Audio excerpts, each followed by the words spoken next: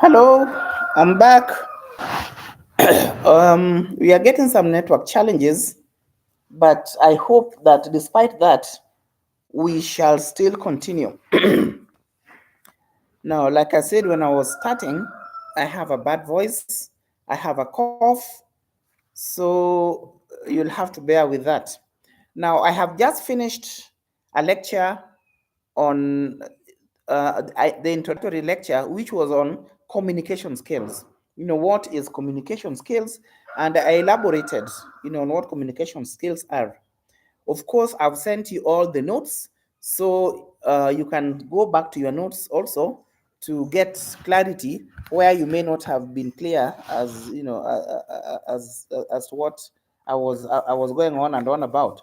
So let's go to the second topic, therefore, and that is study skills. Excuse me. Now, what is studying? Now, the process of studying is the process that one uses to understand, memorize, internalize, and recall information. When you're studying, you want to be able to store something in your head for maybe later use. So, where you are at the moment, you are studying. University students, you are studying, and therefore you want to understand what is being passed on to you. You want to be able to memorize it. You want to be able to internalize it. Now, to internalize means to make it your own, to make something your own. And then when the time comes, you want to be able to recall this information for whatever, maybe for exams. Mainly at the university is for exams, but maybe later on, maybe for your work. So that is what studying is.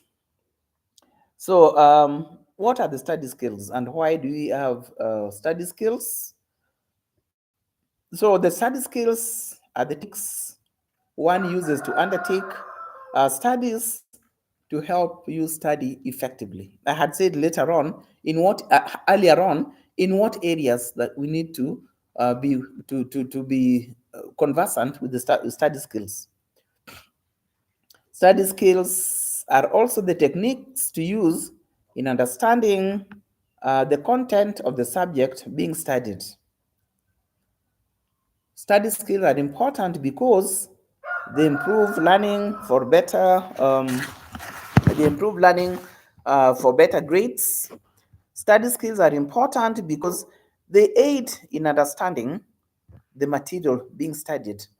If you have good listening skills, if you have good note-taking skills, if you have good reading skills, then you'll be in a better position to understand what you are studying.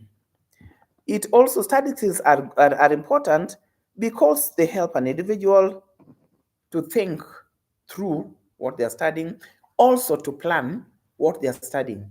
You cannot plan haphazardly. You must be able to have a systematic way of approaching your study. So, that is planning your study. And study skills also, as you as students, is important to you because it assists you in how to prepare for and undertake your exams. Um,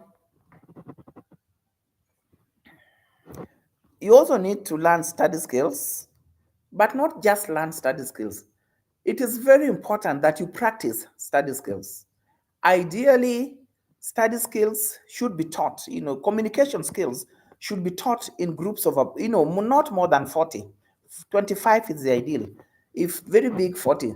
So that each time you go through a skill, then you practice it. Your lecturer helps you to practice it. Your lecturer gives you tasks that are going to help you practice the skills.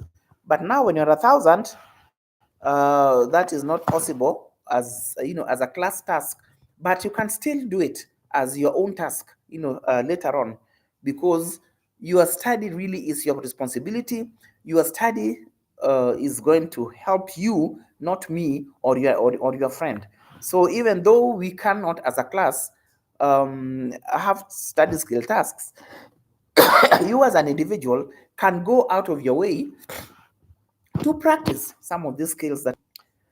Now, the study process or the process of studying entails a number of things, and these things must work together and function as a whole to achieve the intended goal. Now, there are aspects of the study process that you need to consider in order to undertake effective your study. Now, some of these aspects that you need of studying that you need to consider include planning study time. Time is a very valuable resource. It can be wasted, and once wasted, it cannot come back. So you must know how to plan it. If you don't plan your study, you will not work effectively. You will find it very, very difficult to achieve all you set out to achieve in a day, because you'll have wasted time. And why will you have wasted time? Because you did not study the time. And uh, if you do not spend time, you will have you will not have completed your tasks. For instance, you will not have you will not have completed your tasks because you've wasted time. You will not have probably done difficult times because you maybe just concentrated on the easy tasks and ignored the hard tasks. So when you're planning your time, you want to be able to consider the time available for work and the amount of work to be done. So in that case, therefore, you are matching the time to the work. So what points to consider in developing a schedule? Because as a student, therefore, you must develop a schedule. In other words, you must have a personal timetable. When I wake up in the morning, what do I do? When do I have lectures? What do I do in between lectures? What time do I have in between lectures? How much time do I have for the various tasks, personal tasks that I have in between lectures? In other words, how do I fit my time with the day, with what I have in the day? Don't forget to include in your schedule or in your personal timetable rest, because you also must rest. And by rest, we are not just talking about going to bed. We are talking about during the daytime when you can get yourself some 20 minutes or half an hour just to sit and chat with your friends, just to relax and unwind and be ready or prepare for the next for the next lecture or for the next scheduled task. Now, points to consider for effective working of your personal schedule or personal timetable. One, keep to your schedule, however hard it may be. Once you have decided, you have broken down your time to match your tasks. For half an hour, I'll do this. For 1 hour, I'll be in the library. For 4 hours or for 2 hours, I shall be in a lecture. So you have a personal schedule. So try as much as possible to stick to your schedule, because if you don't stick to your schedule, then you'll find it very difficult. And then avoid wasting valuable time. Don't avoid studying, however difficult or however easy it is. Don't compromise on your studies. Uh, Also important is choosing a place to study. So during your study hours within your schedule, choose a place that is conducive to your study. Choose a quiet place where you have enough air, where you have enough light, where the temperatures are just okay. A place that is too cold or too hot is going to interfere with your study. A room that has not enough light, of course, is going to interfere with your study. Also, try to be in a room where there are no distractions, where there are no other people talking, or maybe a radio if you are one of those people who want a very quiet time. And try to put your phone away or put it in a silent mode, because a lot of us, when you're studying, suddenly the phone rings or a message comes in, we want to see. And once we answer the phone, or we see who has sent the message, we now start scrolling WhatsApp, we start scrolling, Pinterest and all those other things, and we waste valuable time. So try to resist this, try to resist anything that is going to interfere with your study time. Also, like I've said, the room must be comfortable, but also the furniture must be comfortable. Sit at an upright chair, not a slouching chair that is going to give you backache. Sit an upright chair. If you can get a good tabletop to where to place your study material.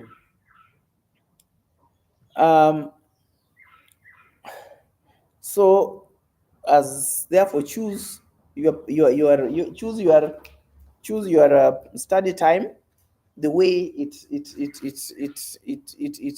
suits you. Then avoid last minute rushes. Overall, be physically fit.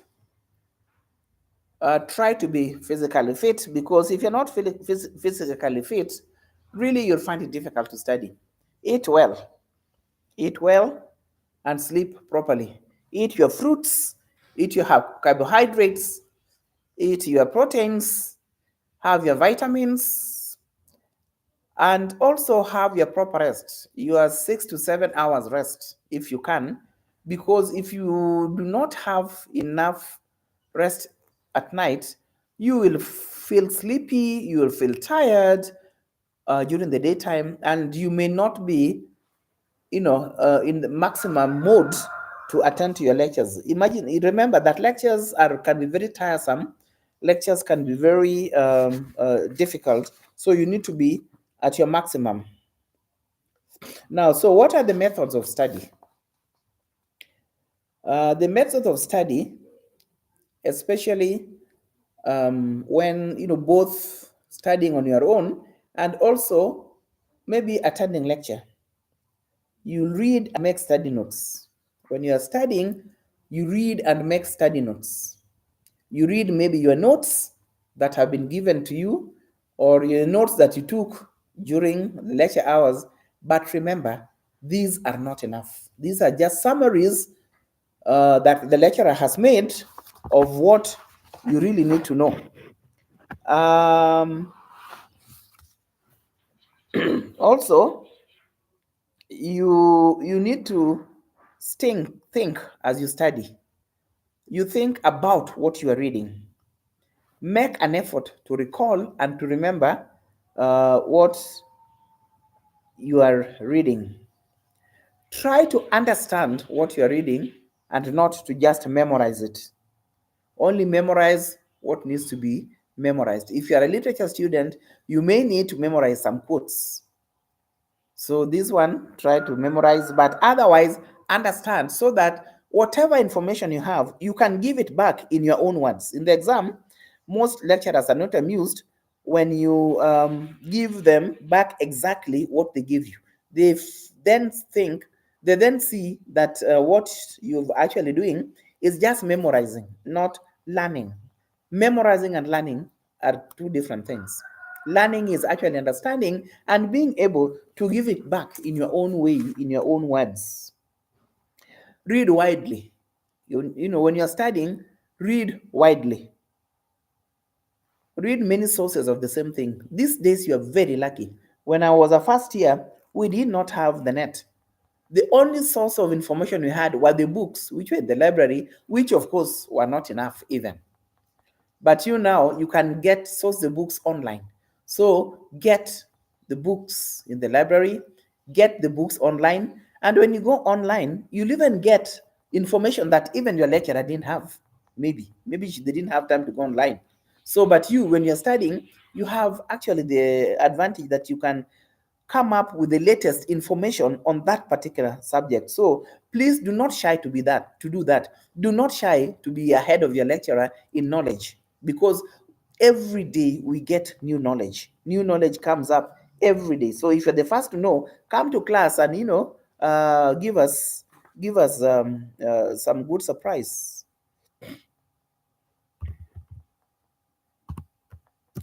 So is the network still a problem, or can you all see me and hear me? Can I have response back in terms of in terms of the chat?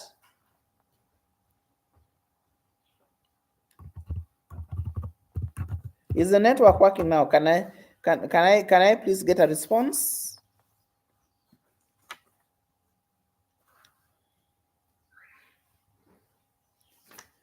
Great. If you can see me, I'm very happy. Then we can go on. So I was saying, um, as you are studying, apart from just getting the source from the lecturer, you can also get your source from the library. You can also ask your friend, this kitu, whatever it was, it was a bit difficult. Did you yourself get it? And if your friend got it, they'll explain it to you. So during study, do not be shy to consult each other. Consult each other. Sometimes the teacher's way of explaining things is not very clear. The teacher is only a human being, but your friend can actually be a better communicator even than the teacher, because you are all very different. The fact that I'm a lecturer does not mean that I'm a better communicator than you. You are probably a better communicator than me. So, what are the advantages, therefore, of this of studying and of embracing these methods of study? One, you are responsible for your own work, right? And you can therefore plan it as you wish. Planning it as you wish to give you